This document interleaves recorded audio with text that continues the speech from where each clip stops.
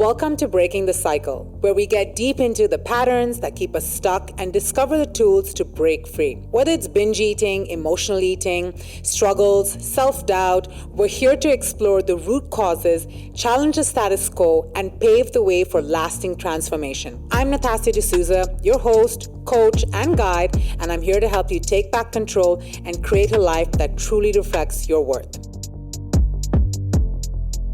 Welcome back to Breaking the Cycle, and today with me I have personal brand strategist Kelly Lundberg. Now you're probably wondering, breaking the cycle, personal branding, why do those two go hand in hand? Because if I could get $1 for every single time that I was told that I'll only change my life, I'll only show up for myself when things get better, I'd probably be a billionaire. Just saying. That being said, we're going to be uncovering a lot more about why you should be showing up for yourself, no matter the stage of life, no matter where you are on your journey, that and so much more with Kelly. Hi, Kelly. It's great to be here. Thank you so much for joining me today. I feel honored after all these years. It's so know. nice. Yes, it is. So I know you as a personal brand. You were my personal brand strategist, and we worked out together. We still are friends. Yeah. I just want to uncover everything you have in that amazing brain of yours behind you, your personal brand strategy, and everything going forward. So first and foremost, if you can tell us about your personal brand and why personal brand strategist. It's a great question. I would say personal brand strategist. So I think understanding for those that are going, what even is a personal brand? This is not relevant to me because I don't have a personal brand. So I think if we should set that expectation first as to what is a personal brand. And I always say your personal brand is ultimately how you make people feel. And that can be online, offline, in person, at work, at the school gates when you drop your kids off. Every scenario has a version of you and your personal brand and how you show up. Your husband or wife knows you as one version, your colleagues at work know you as one person, your gym buddy will know you as another version. So for me then, who is Kelly and why personal branding? And I think that probably even stems back to, interestingly, my dad did a wedding speech, Father of the Bride, just last year. And he started by saying, as many of you know, Kelly shares a lot of her life on social media. And everyone laughed, and I'm thinking, God, what's he going to come out with next? And he said, I'm going to tell you what Kelly was like when she was wee. And Kelly's first words were not mummy, daddy, mama, papa. Kelly's first words were hiya. And for those that maybe don't know, hiya is a Scottish informal way of saying hi. And what I would do is, he's explaining this, that I would go to the end of my garden and I would swing on this garden gate and I would shout hiya to every single neighbour or person that went past, and I'd be inviting them in. And at my own wedding, I had this aha moment of, geez, I've been doing this all my life. How do you make people feel seen, heard, welcome, inviting? And it really, for me, highlighted that I'm meant to be doing. I'm fully aligned with where I am, and it's actually happened really organically, because every job I've done at the time, I've been like, I love this, until I don't, and then I change.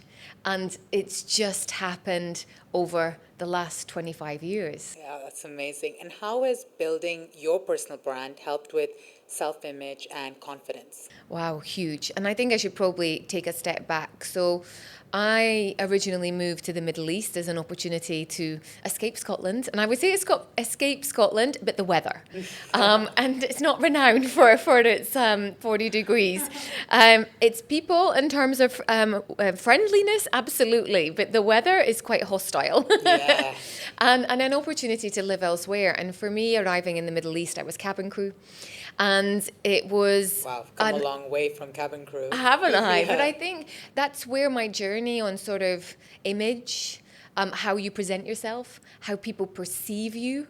Emirates in those days had really kind of tight guidelines, and you either adhered to those guidelines or you left. There was no halfway house. So it taught me a lot about standards, how you're perceived when the standards are consistent. And from there, I saw a gap in the market whilst I was living in Dubai to launch what was the Middle East's first personal shopping and styling service. So pre-styling days, I had been crew, and before that was working in a retail store. So I feel that they're all kind of nicely aligned, and I did this for 15 years. Now, for 15 years, I worked with individuals, so men, women, children. I had a very interesting introduction into styling my very first 8-year-old. And Lovely. yeah, and it was an actual client of mine that had come to me, and we had styled, and she said, do you work with children? And I was like, well, I can do, thinking, oh, this is next level Dubai, that's wanting some styling advice for their 8-year-old. And she said, well, this is the situation. She was born with a cleft palate, had reconstructive surgery, so you wouldn't notice. But there's a slight mark on her face. And kids can be mean and cruel. And she said she's just getting a little bit of a hard time at school. And I want her to feel really confident. So I would love for you, if you could take her shopping, to pick different things for what mum would normally pick. And then can we book a photo shoot for her so I can really help build her confidence? And I was like, absolutely. And, I didn't have any nieces at the time. And I was like, this is like a brilliant day, like being a big sister, effectively, and getting to take her shopping, and took her to the photo shoot. And those pictures were incredible, seeing her smile, and the mum was so grateful. I think, this was my job, but actually it was so much more in building the confidence of a young girl through clothing, which can be an armor, it can be a tool to help you feel more seen and more heard. And that was probably my first introduction into kind of personal brand. Style is a huge part of it. It's not the only part, but it's a huge part of it. Yeah, absolutely. That's such a beautiful story for an 8-year-old girl to build that confidence so young. She will probably remember that for the rest of her life. How So beautiful. I do. Yeah, absolutely. So before we even became friends, I used to follow you on, that's how we became friends. We became friends over social media. I used to follow you, and I used to look at you and be like, I bet you this woman never has a bad day. Just look at her. Look at the way she shows up every single day. And I really, really want to dig into that a little bit deeper, because online and offline, I've seen you in both places. I've seen you speak on stage. We've gone to the gym together. You always have your hair done. You always show up. I'm sure you have off days. But on those off days, how do you show up for yourself? It's a great question. And I think probably COVID taught me a lot. I think I was living on my own at the time. And I remember then when things were tough, like it was a tough time. And I know there's a lot of things we can look back and go, I was grateful that this happened. And we see the good days and we saw positives out of it for sure. But I made sure during that time in lockdown, I dressed up for me. Because there was none of this half effort around. There was none of this, I'm going to look good in the top and you don't see what I'm wearing below, because you just don't feel the part. And I think so much of it is you've got to feel good for you, for no one else. I was dressing up for no one. Like some days I wouldn't speak to anyone, but I'd feel good. I'd feel good for me. So I think, okay, not every day I dress up, but then there's other things that I'll do. So let's take a Saturday, for example. I kind of try not to wear makeup on a Saturday. It's nice to have one day off where you don't have to. But I put a hair treatment in my hair, and I will do a face mask, or I'll do my LED mask, or, I'll be taking something out there, and I'll do something for me to feel good. I'll put on some fake tan. I'll do that. But I'll equally then, I'll also choose, which this sounds ridiculous, but I like I don't wear, I don't think anyway, horrible, crappy things at home. It's not expensive things, but I wear nice, cute shorts and a little t-shirt that feel nice. And one thing, when I was editing clients' closets for 15 years. Like I have seen some stuff and unearthed some very interesting things. But it's quite fascinating what people will say, oh, this is just for home. If it's got holes in it, yeah, who cares? You care. What about your spouse? Like, I don't dress nice for my husband now. I dress nice for me, first and foremost. And secondly, then, yeah, all right, if he likes it, then it's a bonus. But for me, and that may sound very selfish, but no, you've got to feel good, because you can't then show up for your spouse or your kids if you don't feel good. Yeah. And when you showed up, when you dressed up, even in this COVID days, how did that translate to having a good day or show up in your quality of work? Oh, 100%. Even more than that. Because I think what it translates is something silent. That, believe it or not, people can feel it through the phone if they're looking at your stories, and that's energy. And that is an invisible currency that you can own, but you have to fill your own cup to feel good about yourself. And for some people, it's a gradual process. Did I always feel this happen? No, it's taken time. I've had my challenges. I've been through a huge breakup. I've had to change my environment, my circumstances. Like, when everything feels uncomfortable, still in those moments, I made an effort to feel good for me. Yeah, that's beautiful. And so if we can bring it back to personal branding piece of people, so most of the individuals that listen to the podcast are struggling with their self-worth, self-esteem, their identity in some cases, and men and women. And so if we bring it back to personal branding and how they can show up for themselves, what are some of the pillars that they should start looking at, or one should consider when trying to work on their personal brand? I think that the style is obviously a huge part of that. But when people think of style, they think of clothing, which, yes, because that's your visual calling card, and the memory that you leave people with. Do you know the movie In Pursuit of Happiness? Yes. And you know that there's that moment where he's painting his house and then he gets arrested for not paying his parking fines, and he has to stay the night in the jail, and then the next day he has to go for the interview, and he's dressed terribly because of where he'd been. But the chap that was interviewing him said to his colleague, "But have you ever seen him look like this?" And he said, "No. Every single time I've seen him, he's been consistent." And I think that is, part of a message where consistency is something that then anchors in people's minds, that they always turn up well dressed, well put together, polished, styled. Notice I didn't use the word expensive, because it doesn't have to be. So style is a huge part of that, but with that is also grooming. Yeah. So your hair, your makeup, your teeth, your your accessories that you carry. How do they make you feel? So that's the kind of the style piece. But I think what people overlook in the style when they're looking at their brand is their vocal style. Do you speak like this? Right, that's a good point. Or, are you able to go into a meeting and, sell whatever it is you're selling, your service, your business, your whatever. So I think style has multiple layers to it. Yeah. But when we're looking at our personal brand, it is, yes, how you feel. But I think the big piece is where a lot of people get confused is this word that's around a lot: authenticity.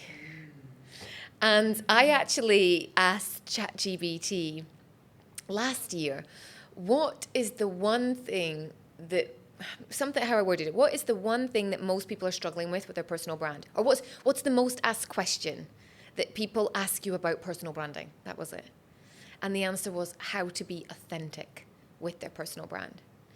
So where is the authenticity coming through in your personal style? I think is one element, but also through the content that maybe you share. So if you're in a professional capacity, are you sharing that on LinkedIn? But also in a personal space, are you consistently showing up as the same person? Yeah, not dressing up on Monday, but showing up as whoever on Tuesday, Wednesday, Thursday. And then the common feedback. So when I work with clients, I always tell them, you need to show up for yourself. It doesn't matter if you're not at that goal weight as yet, or that goal recovery version of you as yet, but Natasha, I'm not an influencer. Have you heard that one before? Yeah, a lot. And what's your response to that? We all have the power to influence. I think that's it. So yes, you may not be an influencer in your eyes of what you define as an influencer, but I think we all have a capability and a right, by the way, to influence people around us. And that might be influence our children with good, healthy eating habits. That might be influence our mum or our father to go to the gym so that they can live longer, so they can see it.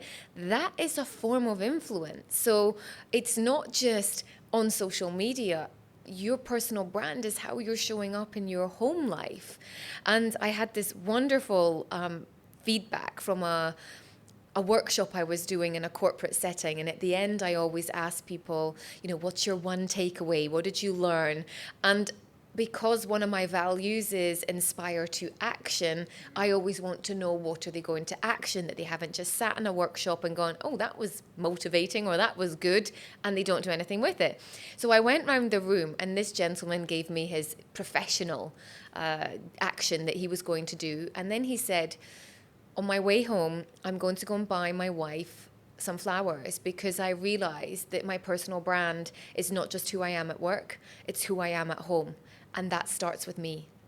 And honestly, if it wasn't a professional capacity, I would have gone over and hugged him because I was like, that is so nice. And I really just loved it because your brand is you.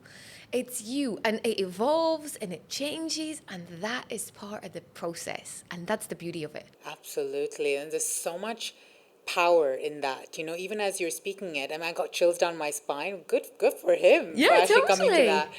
I want to talk a little bit about your health and fitness journey as well, because you've come a long way since then, and you have a photo shoot coming up this weekend. I do. Right?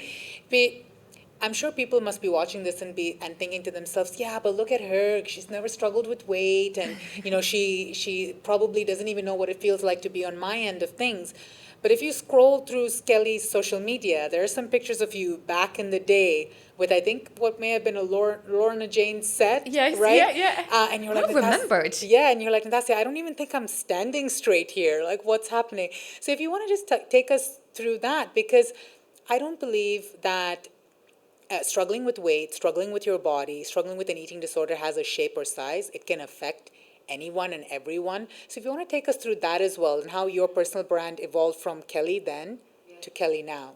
Wow, it's huge. And it's a never-ending journey, and I love that you've been part of that. I remember the day that we first went to the gym together, and it was honestly like, what equipment shall we do? And we didn't even have a routine. But I think probably before that, so I have always been labelled, and I think this is interesting, labelled a fussy eater. And I've carried that label with me all the way throughout my life until kind of the last sort of 5-6 years. And because of that label, I've had a very, shall we say, selective diet.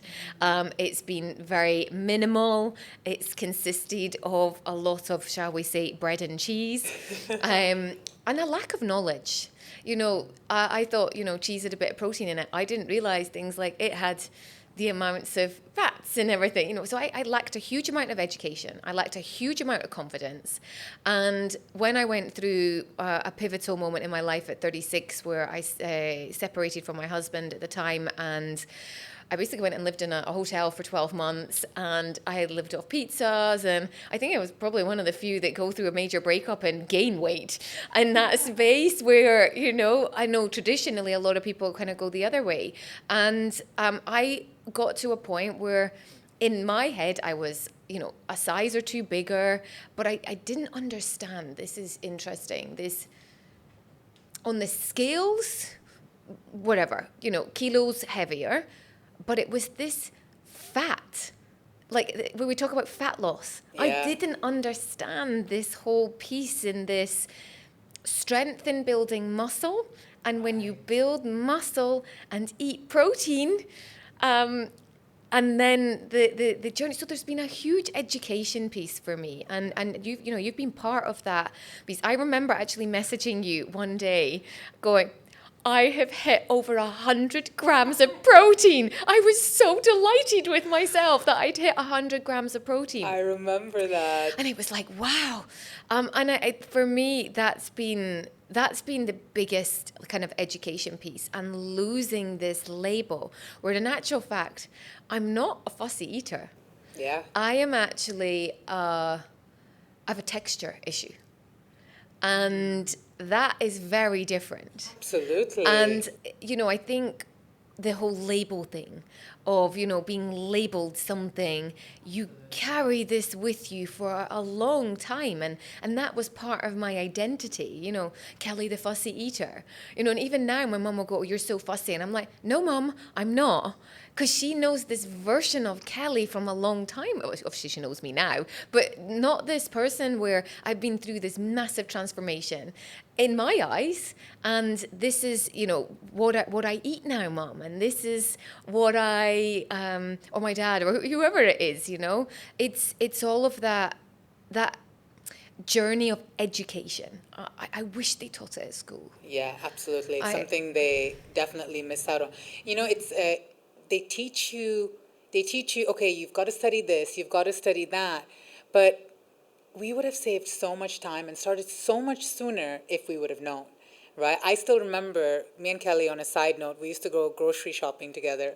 And I walked out once with, I think, was it 90 eggs? I walked out with 90 eggs. And Kelly was like, "Natasha, what is wrong with you?" And I was like, "Protein, Kelly, protein." And it was a little bit over my head then. And it was quite interesting hearing my husband say something yesterday to someone else about the fact that everything I say now is like, "Has it got protein in it? Has it got protein in it?"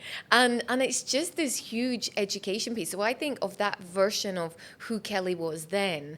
And you're so right. Like, people would go, "Yeah, but you didn't need to lose weight." In whose eyes? Actually, yes, my percentage of body fat was over. I did. Yeah. And for my height and for my age and for longevity, I absolutely did. Yeah. But people would go, "But you didn't need to." And that's the thing on looking at other people's journey. It's got to be your journey. And you've got to build on that education, which is why I absolutely love what you do, because it is not just a case of losing weight. It's not that. It's education so you can build a lifetime habit. And I've got this photo shoot that we've been building towards, and I think having a goal is really helpful. Like, I'm not a runner. I've tried. We've run a half marathon together. We're like, we're never doing this again. And I've tried all those things. I've done the 10K. They don't fill my cup. Lifting weights, building strength, I love it. It makes me feel so happy. But I felt with that, where do I get a goal, something to aim towards? So for me, having that photo shoot has been such a goal to aim towards, and it's quite interesting that I'm going on holiday afterwards, and I'm like, "Oh, but the old version of Kelly would have been great, and I can have pizza every day, and I can do this, and I can do that, and I can do that," and it's like, I don't know if I want to. I'm like, I need my chicken.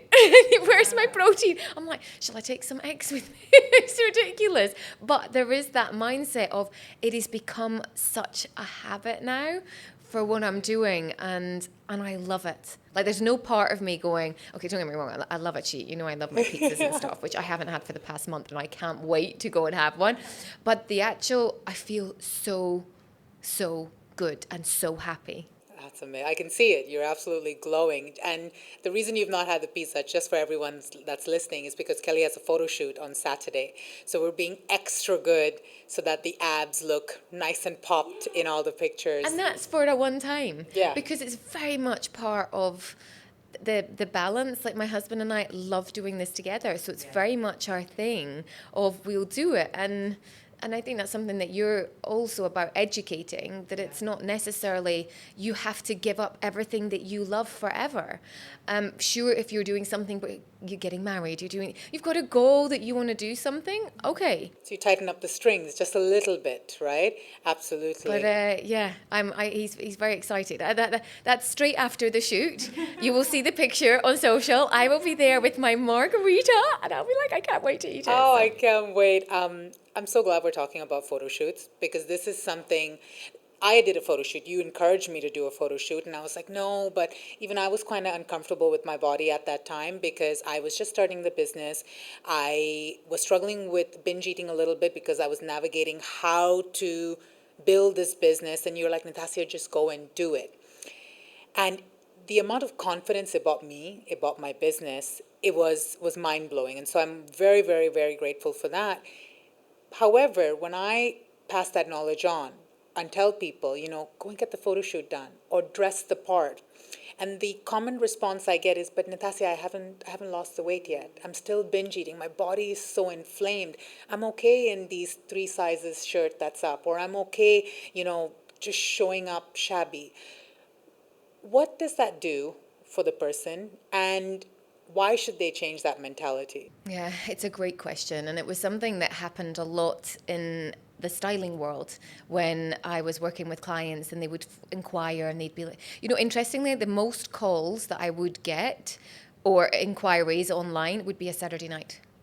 Really? Yeah. So So that would interesting. be where people are getting ready to go out. They don't have anything to wear. They get frustrated. They've emptied the contents of their wardrobe. Then they would contact me either on the weekend, the Saturday night, the late night message, WhatsApp, whatever it is, an email, and I would receive it.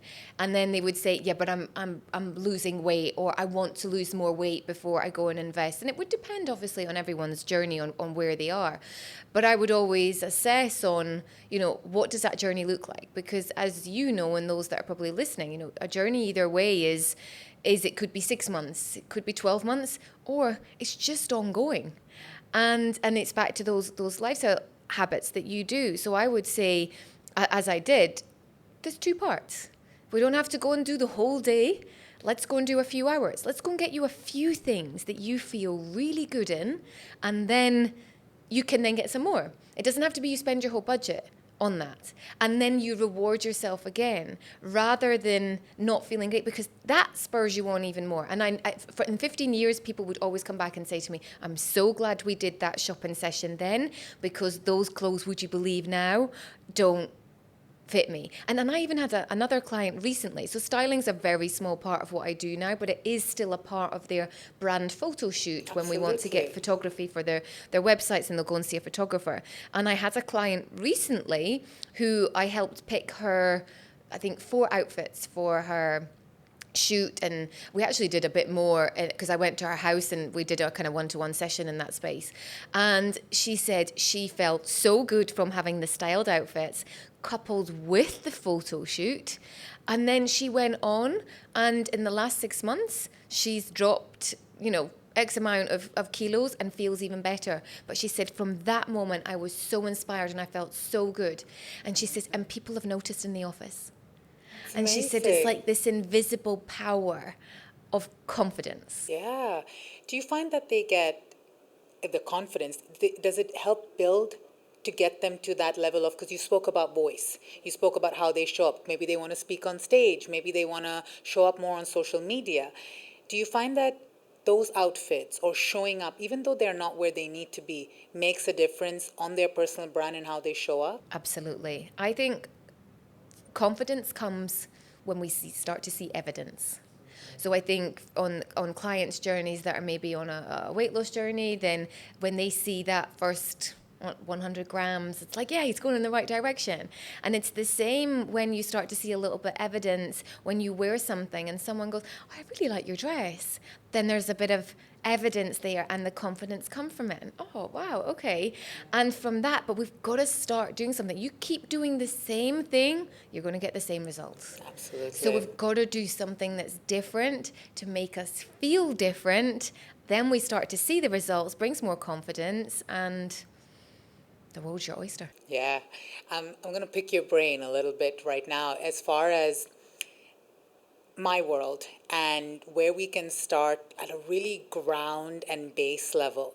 Because some of the most common themes or conversations that come up behind back doors would be, I'm damaged, I'm messy, I'm struggling right now. No one needs to see this part of me. But it's so important to build from there. It's so important to take them to the other side. So, in order to build that voice and visibility, coming from as low as those words, how can an individual start with just the basics? If you were to give them 3 to 5 tips of just turning their day around, what would be something that they could do? Honestly, whenever I'm in that space, because it does happen where we're like, okay, I'm not feeling it. What is it that we're not feeling? And do you know what I do? Well, you probably do know what I do, is I edit. I edit my wardrobe. Yeah. I edit my jewelry, or I'll do my bathroom makeup, or I will look at my gym wear. And I believe that often how we feel, our surroundings affect us so much. So for me in that space, and as a, not even a quick fix, but as a mental way to feel good and to take some pressure off what we're keeping up in here, I would honestly say declutter. Yeah. Declutter your wardrobe, what's not feeling you, because that then portrays to the outer world. What makeup is not you? What around you on your desk if you work from home or if you're in the office? Like, what do you? Is there things that are broken, for example? Is there pictures up that you're like, do you know what? That's not me anymore.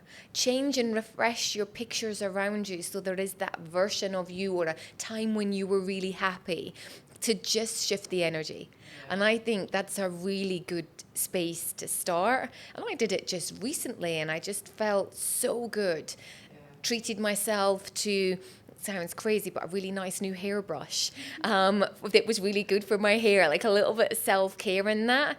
Because when you feel good, that invisible currency of energy starts to shine through. It's not a vanity exercise. It's a feel good for me because then I can serve, help, support, be there for my family, be there for my colleagues, my spouse, whatever it is. So I would say that would be a really good one to start with. Yeah, that's a great tip. And it's something practical. It's something practical that anyone can do right now. Just look at one area of your house that you want. And for some, it might be, the kitchen cupboards. It might have been where you always loved to have a perfect kitchen. Yeah. I remember, and you're organized, and you had your stock in, and that made you feel good and in control, and I think when our surroundings feel great. Second is then looking at our habits and our daily habits, and what's working for us and what isn't working for us. And I think the biggest thing that trips people up when it comes to their habits is they overlook their evening routine. Wow. People I'm so glad you touched that. Obsessed with morning routines. And don't get me wrong, fellow 5 a.m.er, I know we love that. But you cannot be a morning person and you cannot function on having a really productive day if you are someone who goes to bed at 11 or sitting watching TV for 3 hours and then it's midnight before you turn off the box set. Now, don't get me wrong, I appreciate that there's shifts. I did shifts as crew. There are times that doesn't work for us. But on a whole, finding that nighttime routine and getting into it consistently is a game changer. And rewarding yourself 2 or 3 days a week going, oh, well, I've got my PT at 7 on this day, but on this day I don't have it, so I'm going to sleep till 9 on this day. No, we've got to find consistency every single day. Sure, on the weekends, do whatever you want. And those that maybe got kids have got that consistency because there's little hands coming in and busting through the door. But on a whole, I would say get those routine. And I think going from a night owl to a morning owl, like that's tough. But little steps. And I look back at, I know one of the things that I introduced to you about doing your desire statements, and we do the planned power, and looking back over that, I look back at those statements that I write myself, the version of the person that I want to be in 12 months now. I've looked back at who that person was, and there was things I would write in that I can't believe that I wish to be that person, and I'm even better. There was one I found the other day. It was like, I would really like to go to bed consistently at 10 p.m. And it was like, and I'd really like to consistently get up by 6:30. Oh my God. I was like, I'm in bed by 8:30 now. Who goes to bed at 10? But that was a goal for me because I didn't have the consistency. But that didn't just happen overnight. It took time. Took time, absolutely. So I would look at the habits in that, and then probably that third follow-on is write down who is that version that you want to be, and write it in the past tense as if you're already that person. So it's a future letter to yourself where you're saying, it's 6 months from now, 12 months from now, and I've just met. I always think a really good way to explain it is if they've just bumped into you, or they've bumped into me at the airport, and they're like, "Oh, Kelly, I heard the podcast, you and Natasha." And you're as if you're telling me, "You won't believe it. Since I saw your episode, I have," and it's all in the past tense, and they write it as if they're telling that person. And it's a really powerful exercise, because so many clients of mine, where they step into this brand of who they want to be, they send me a message a year later, 2 years later, and like, "Oh wow, I am this person, but they got clarity on not how they would become that person, because we don't always know the answers.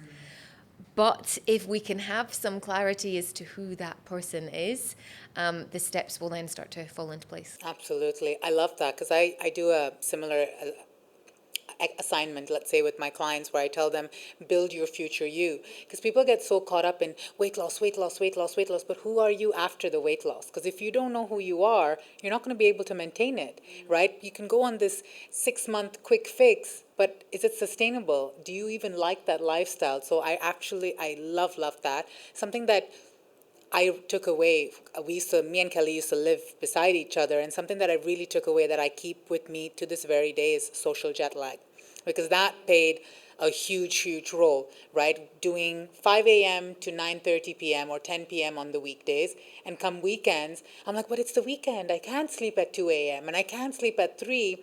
And then it's that whole reset and starting fresh again on Monday, which is almost like, it's almost as bad as having a bad diet on the weekend and then starting fresh with your food on Monday. That was something, as far as, because we were talking about sleep, I use that to this very day, the social jet lag. Yeah, because I feel so refreshed even on the weekends. It's one of the reasons why I work out on the weekends now. I go for my Pilates. So something that I really have taken away and apply in my life. To that, I want to add, it sounds like in order to build this lifestyle, right, and this is something I've always respected about you, and I've actually learned a lot as well, is boundaries, right? Because a lot of people struggle with their boundaries. In order to have the great nighttime routine, in order to be that morning person, in order to go to the gym, in order to do all the things that you're able to do in a day, you should have boundaries. And you've always been really good with that. How? And how can someone really work to develop that if they don't know how to say no? Yeah, you're never going to please everyone. And I think you've got to start with pleasing yourself. And I think that gets a little bit older. I don't know, something happened when I got to 40 and I was like, right, okay, do you know what? Cross over. And then Enough is enough. wow, it's not that you tolerate less, but I think you're much more comfortable in your own skin. And some people I've always had that skin, but I would say that skin's taken time to develop and learn. And I worked in the fashion industry for 15 years. Like, I was a massive kind of people pleaser, who wanted to keep up with the Joneses. I think there was a huge piece in that. Whereas when I sort of stepped away from that, and it kind of coincided with, turning 40 and the relationship breakdown, and everything kind of happened at once, I would say that there's a huge piece on going, does that work for me? And for sure, don't get me wrong, there's times when I'll go out to 1 a.m. I will, because that's fun, or it's someone's birthday, or that's what it is. But I always remember PT said to me, nothing good happens after midnight. All you do is lose your shoe. And it's true, the Cinderella piece in that. And it's kind of true, like, nothing excellent happens after midnight anyway. And I think that's been a huge area of thinking. There's not the FOMO anymore. There really isn't. And I actually call it the... instead of the fear of missing out, it's the joy of missing out. I would love... JOMO, I think. Yeah, is that what they it, say? right? JOMO. I love it. Like, I'm proud to be a 9 p.m.er. Like, it's funny, I see these memes on social media where it's like your childhood nightmare has become your adult crush, where it's like, eat your vegetables, go to your bed by 9 o'clock. And it's so true. Yeah, Mom was right. Yeah, totally. Well, not if you were labeled a fussy eater. But on a whole, I would say there is something in that, and you've got to do the balance piece, there's some times it goes out the window, absolutely. But on a whole, I'm pretty much consistent, and you find other things. So, if you think about our relationship, a lot of it was built around the gym. We do co-working days. We do lunches out. Like, it's very rare that I'll be like, hey, Natasha, do you want to go at 8 p.m.? You'd be like, who is this person? And I feel that that's very much, on holiday, different. We get dressed up, we go out for dinner, anniversary, all that kind of thing. It still happens.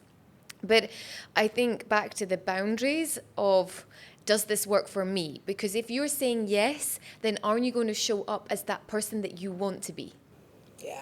Because if you're saying yes out of due diligence and having to do it, then you're coming with a level of energy, the invisible currency, that you don't actually want to be there. And then I think that brings its own complications. Yeah, absolutely.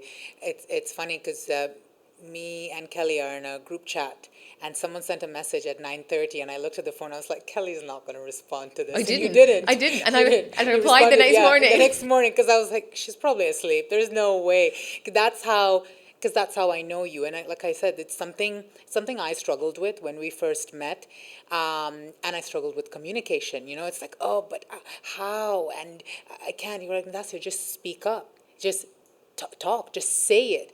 And I think it's so important there, because a lot of people that struggle with binge eating or struggle with emotional eating struggle with their communication. They struggle with boundaries. So thank you for giving that tip, because it seems like a good entryway for someone to step on and say, yeah, you know what, I can say no, I can stand up for myself. And I think there's different, you can give a reason, you don't have to give a reason as to why. I think people feel compelled that they need to give reasons.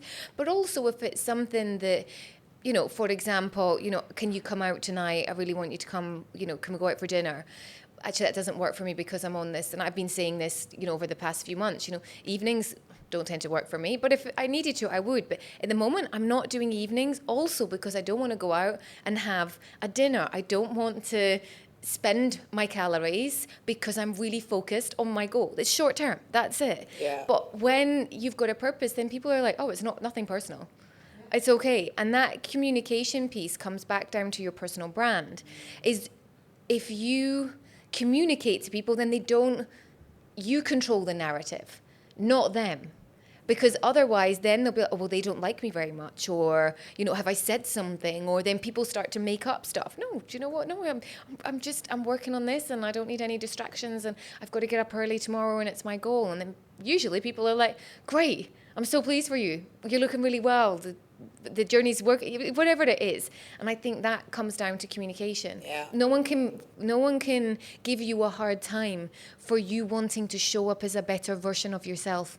Absolutely. And it gets better. The more you do it, the more confident you get. Because now I'm like, no. And I do it with a smile on my face. But it goes back to the evidence. Yeah. That no one's gone back to you and gone, oh, well, you're a horrible friend, or no. You then start to find other things. So it's evidence-based, gives you the confidence to be able to do that. Absolutely. Because now the feedback I get is, oh, Natasha, you're so disciplined, or don't mess with Natasha's timings, or not on the weekday, so it's being recognized for that as well. Also, the consistency piece then comes into play as well. Yeah, I agree 100%. Thank you so much for sharing that. The other part I want to talk about is the pressure to look a certain way, right? And we feel that no matter where we are, what body size we are in. But if someone's trying to show up on their personal brand, but there's all this social media pressure of the Pilates era, or people walking around with the slim fit dresses and things of that sort, how can an individual find their being authentic and also owning their personal brand, and also not get sucked into this pressure and say, well, that's too much for me, then I might as well just not even bother? Do you mean online or offline? I would say a bit of both. Yeah, because again, it goes back to how showing up for ourselves and feeling good for ourselves. Wearing makeup, not everyone wants to wear makeup, and that's okay. But also, not everyone brushes their hair, and they should, And I think there's the whole piece on, yes, feel good for yourself, but also there is, I think, in some ways, if you're not doing that, there's a bigger story behind it. Why are you not doing that? Oh, well, because I don't care what people think about me.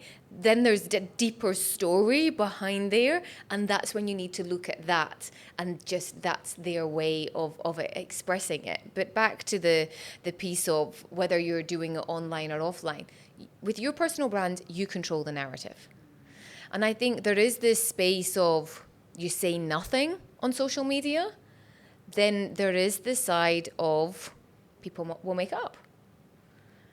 Which, if we look at going on a date and Googling someone, and if there's nothing about that person on a date, the first thing that springs to mind is you're like, what are they hiding? Or what's going on? Or why are they?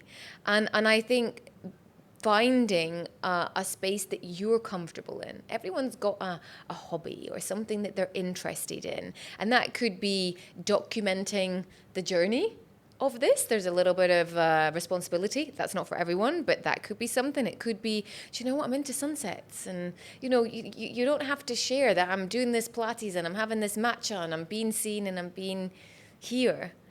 It's about what works for you, because the reality is, you think people care, but they actually don't.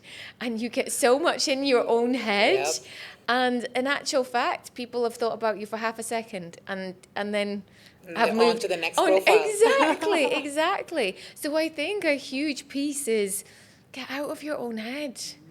And if you're in an industry, or if you're in a role where maybe you're a mentor in work, or you're someone who's in a serving-based industry, you're best placed to serve the person you once were, but you only need to be one chapter ahead to really help someone, and that person is looking up to you. I do little quotes and postcards, and I often give them out to clients, or if I'm at an event, and one of them says, be the girl that you wanted when you were, be the girl you wanted when you were a kid. And that's the whole piece of who would you want to look up for? Show up as that person, not as the person that everyone else thinks, because we're all different. Be that person that the 7-year-old Kelly wanted to look up to. Be that person that the 8-year-old Natasha wanted to look up to. That's all you should be thinking about. Oh, I love that. Thank you, Kelly. Thank you for being so open, honest, candid, raw, and real. I really, really love that. If you could give 2 to 3 pieces of advice for a woman that's wanting to strengthen her personal brand and really showing up for herself, starting from the bare minimum, what are some of the things that even a man, for that matter, could they start doing as of today? I think I would say making notes. And I say making notes, one of the things I encourage clients to do is create what I call a story bank. Some people journal, great, but create a little story where just every day you write down one thing that happened. And that can then actually start to provide a bank of content one day. It can provide a memory bank that you're not going to remember every interaction you have with your children, but it could be just one thing in that. But you can never see how far you've come until you look back. And if I were talking about the desire statements that I used to write, and I'd be like, that version of Kelly really wanted to get up at 6:30 in the morning and really wanted to go to bed at 10 o'clock. But I'm beyond that. So it was so nice to look at that. So if you can just create a story bank, and a lot of people go, but nothing good happened, nothing great happened, then ask yourself, what was the second least interesting thing that happened to me today? So not the not, but there's always something that was the second least interesting. And when you look at on that, you're like, oh yeah, that happened. And you never know where or how that could actually come into being something that becomes part of your story. Because as we move into this AI space and, these generic AI posts that we see on social media, Wow. your story and your journey is what makes you you, and that is your personal brand. So if you can start with that, I would say would be a huge piece of gratitude that the future version of you will be very thankful, because there's so much to be said that, you know, the messy parts actually becomes your message. Yeah. And what it is that you do. And I think back to the journey I've been on, yourself, you know, what you are doing, that messy, that hard part has become a message for empowering women and men out there to feel a better version of themselves. Yeah. So I would say that would be one. The second piece I would say could be that quick fix of just looking at your surroundings, reflecting, decluttering. Do these clothes represent this version of me? Because that can then make you feel that invisible energy. And on the days that maybe you're just not quite feeling 100%, but you know, you put on that blazer or you put on the lipstick or you do that makeup the way that makes you feel good, then that can carry you to the next one. So that's kind of a bit of a quick one that someone who's watching can do that now. And then I think the third piece is perfection. You know, the dream goal weight, it doesn't exist. This weight, this journey that I'm on with building muscle, you know, I always thought this was going to be a one-off, this photo shoot. And I've already said to my friend and trainer, I've said, I think I'm going to do another photo shoot, because this is just the beginning. So that whole piece of looking for the perfect body, the perfect pose, the perfect personal brand, it's the beauty's in the imperfection, because none of us are perfect. Yeah, I love that. Thank you so much, Kelly. My pleasure. For joining us I loved today. it. Thank you for asking me different questions. No, so it's nice. An absolute pleasure, and we'll talk soon. Bye-bye. Thank you for joining us at Breaking the Cycle. If today's conversation resonated with you, don't forget to subscribe, leave a review, or share this episode with someone who really needs it. Remember, breaking free isn't about perfection, it's about progress. Keep showing up, keep doing the work, and trust that transformation is possible.